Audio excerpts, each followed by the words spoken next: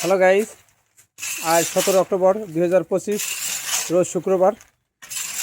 আমরা যে বাদাম খাই, বাদামের আপনারা অনেকেই জানেন বাদামের অনেক উপকারিতা আছে।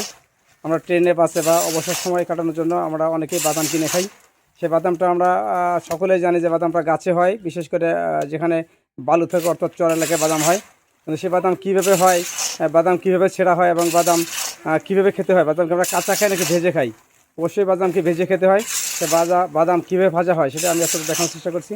আমি এখন আছি ফরিদপুর জেলার বলমারী উপজেলার সে ঐতিহাসিক বা ঐতিহ্যবাহী রূপবাদ কালীনগর গ্রামে। আমি আপনাদের দেখানোর চেষ্টা করছি কীভাবে বাদাম ভাজা হচ্ছে। দেখেন, আপনাদের আমি দেখানোর চেষ্টা করছি। বাদামটা এখানে বালু দিয়ে ভাজা হচ্ছে এবং এক ভদ্রলোক এখানে আছেন যিনি বাদাম ভাজছেন। উনি নিজেই বাদাম বিক্রি করেন বিভিন্ন অকেশনে, পূজা, ওয়াজ মাহফিল, নামযজ্ঞ বা কোনো মেলায় বা যে কোনো অনুষ্ঠানে ইনি বাদাম বিক্রি করে থাকেন। তা দেখেন বাদাম কীভাবে ভাজা হচ্ছে, এখানে বালু দিয়ে বাদাম ভাজা হচ্ছে। তা আমি এখন একটু চেষ্টা করছি বাবুর সঙ্গে কথা বলার জন্য, কথা বলতে পারি কিনা।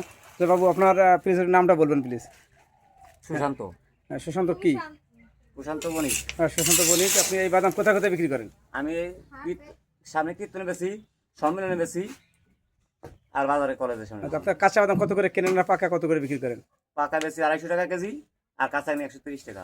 আপনি 100 আপনার দেখার চেষ্টা করলেন, আমি দেখানোর চেষ্টা করলাম যে কাঁচা বিক্রি করেন উনি, কিনে আনেন 130 টাকা কেজি, আর উনি যখন ভাজার পরে এই বাদামটা বিক্রি করা হয় 250 টাকা কেজি। তো একবারে 1 কেজি অনেকে কম কেনে, 100 গ্রাম, 150 গ্রাম, 50 গ্রাম, 200 গ্রাম বিক্রি হয়। এই জন্যই খুব সুন্দরভাবে উনি বাদাম ভাজছেন। তা আপনাদের সবাইকে আমি বাদাম ভাজা দেখানোর চেষ্টা করলাম। আপনারা যে যেখান থেকে আমার ভিডিও দেখছেন দয়া করে আপনারা ভিডিওটা শেয়ার করে অন্য দেখার সুযোগ করে দেবেন। ধন্যবাদ সবাইকে।